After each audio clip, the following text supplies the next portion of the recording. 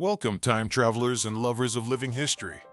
Imagine walking down an ordinary European street and seeing children kicking a soccer ball against the bedroom walls of a Roman emperor. Their parents hang laundry from the same stone columns that Diocletian touched 1,700 years ago. Nobody finds it strange. It's just everyday life. Across Europe and the Mediterranean, there are at least 15 towns and cities where ordinary people still live, cook, sleep, and raise families literally inside ancient Roman ruins. These buildings were already old when England got its first king.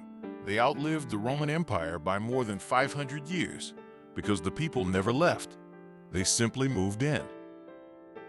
Today I bring you the full extended video, 15 forgotten towns where people still live inside ancient Roman ruins. We'll explore each location with rich historical detail, architecture, human stories, and how the past and present coexist. If you love Roman history, authentic travel, and places where history is still alive, hit like right now, subscribe, and turn on notifications. Let's begin this incredible journey. After the fall of the Western Roman Empire in 476 AD, many cities were abandoned or destroyed. But in certain strategic places, local people and refugees didn't flee. They moved into the massive Roman structures, built with superior concrete, perfect arches, and cyclopean stone, and made them their homes. They didn't turn them into museums, they lived in them. This unique phenomenon of continuous occupation created living time capsules. Now, let's meet the 15 most remarkable examples, each with the same depth of history, stories, and visuals. Subscribe and comment for more ancient videos. Number 1. Pula, Croatia. In the working port city of Pula on the Istrian Peninsula stands one of the best preserved Roman amphitheaters in the world. Built between 27 BC and 68 AD under Augustus and completed by Vespasian, the Pula Arena is the 6th largest Roman amphitheater ever constructed. It uniquely preserves all three classical architectural orders, Doric, Ionic, and Corinthian, on a single building. It once held 23,000 spectators watching gladiators fight to the death. Today, the 57,000 residents walk past its massive arches every day on their way to the grocery store. School children cut through the perimeter on their way home. Restaurants set tables in the shadow of stones laid before the New Testament was written.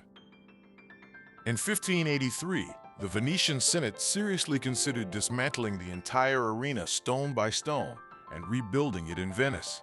But the cost was too high. Thanks to that decision, it remains intact. Every summer it hosts rock concerts, opera, and the famous Pula Film Festival in the exact oval where Roman crowds once cheered. Pula chose to keep its arena alive.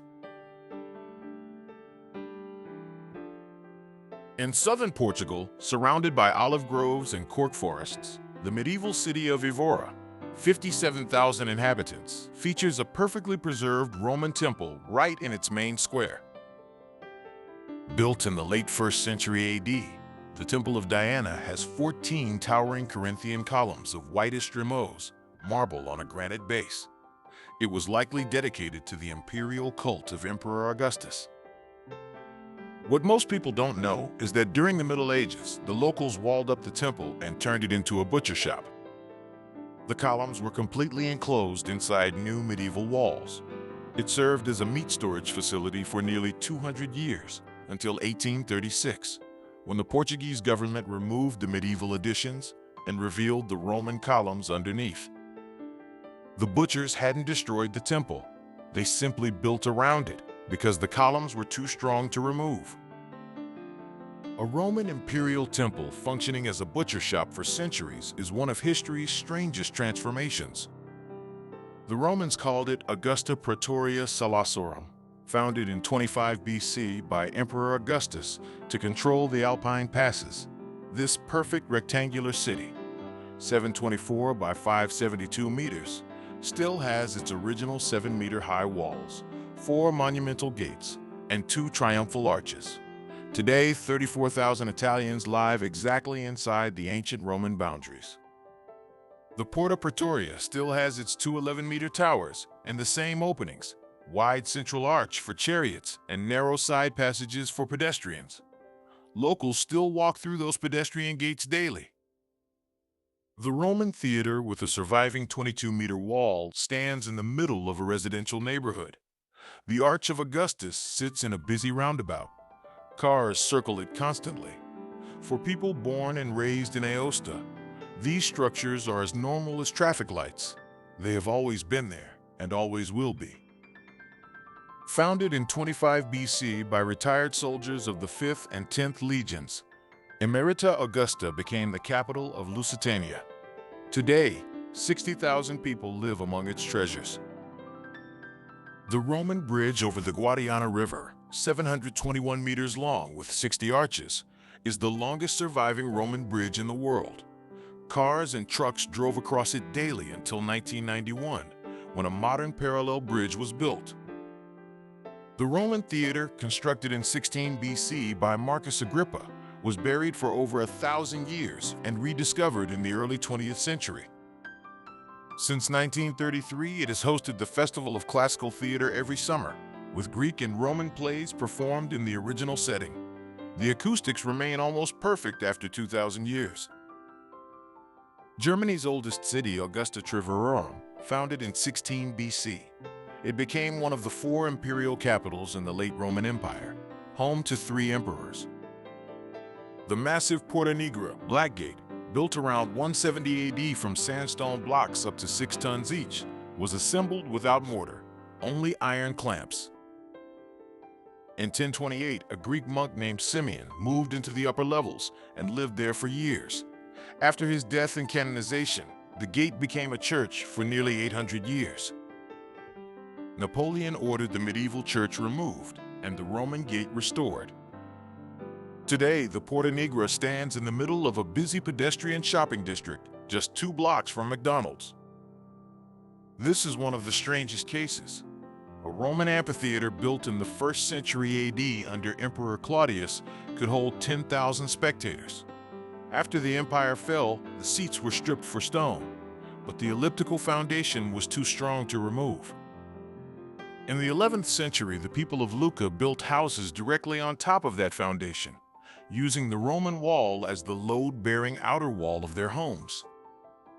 The interior was used as a powder magazine, storage, and prison. In the 1830s, architect Lorenzo Natalini cleared the center, but left the perfect oval ring of medieval houses standing on the original Roman base. Today, children play soccer in the same oval arena where gladiators once fought. The amphitheater lives on beneath the homes. One of the best preserved Roman theaters on earth, built in the 2nd century AD with capacity for 15,000 spectators. In 1202, the Ayyubid Sultan al-Adil, brother of Saladin, turned the theater into a fortress, adding thick walls, a deep moat, and 9 square towers. This medieval fortification accidentally protected the Roman interior from desert sand and erosion for centuries. Houses, markets, and mosques grew around and against its walls. Some local kitchens literally have a Roman theater wall as one side of the room. Before the Syrian civil war, over 30,000 people lived in Bosra. The theater was preserved by pure accident.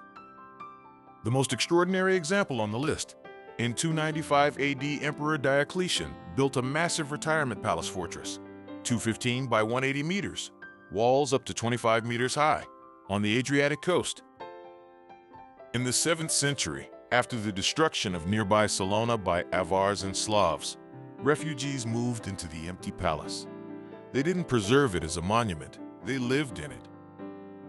They built houses inside the imperial bedrooms, turned Diocletian's mausoleum into the Cathedral of St. Domnius, and made the peristyle the main public square. Today, more than 3,000 people still live inside the palace walls. The emperor's throne room is now a souvenir shop, and the basement holds a fish market. Split is a fully functioning modern city inside an emperor's retirement home.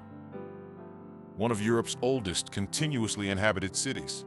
The Romans called it Trimontium.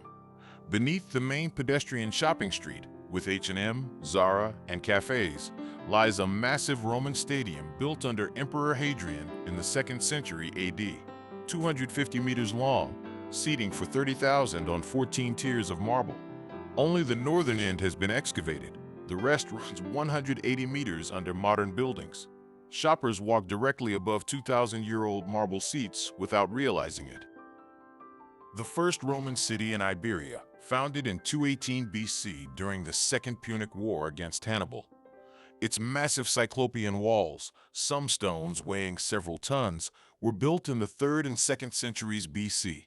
Medieval, Renaissance, and modern buildings were all constructed using these walls as foundations. Today, 135,000 people live with Roman stones, literally inside their apartment walls.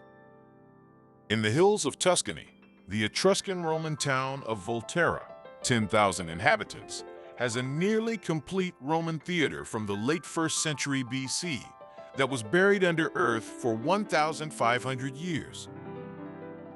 Rediscovered in 1950, it now sits just outside the medieval walls, with modern apartments looking down on it.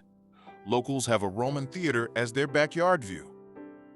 A quiet farming village built inside the walls of ancient Aventicum, once the capital of Roman Switzerland. The Amphitheater hosts summer opera festivals. In 1939, a farmer found a 1.5 kilogram solid gold bust of Emperor Marcus Aurelius in a drainage pipe. The village still lives comfortably within the 5.6 kilometers Roman walls. In the Italian Alps near the French border, the Arch of Augustus, 9 BC, stands in a public park surrounded by modern houses and alpine pines. Locals walk past it every morning, drink coffee nearby, and send their children to school under the same arch Roman emperors once used. In Umbria, beneath a modern municipal building and apartments lies a perfectly preserved 1st century Roman house with original frescoes and mosaics.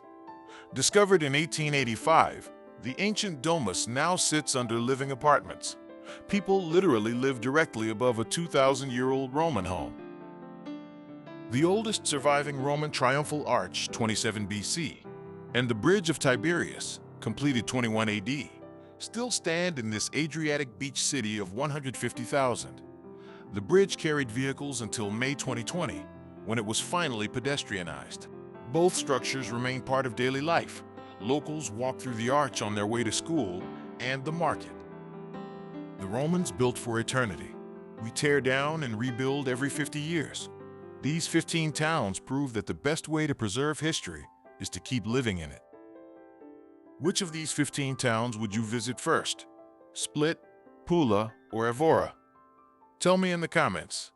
If you enjoyed this deep dive into living Roman history, share the video and subscribe for more forgotten wonders.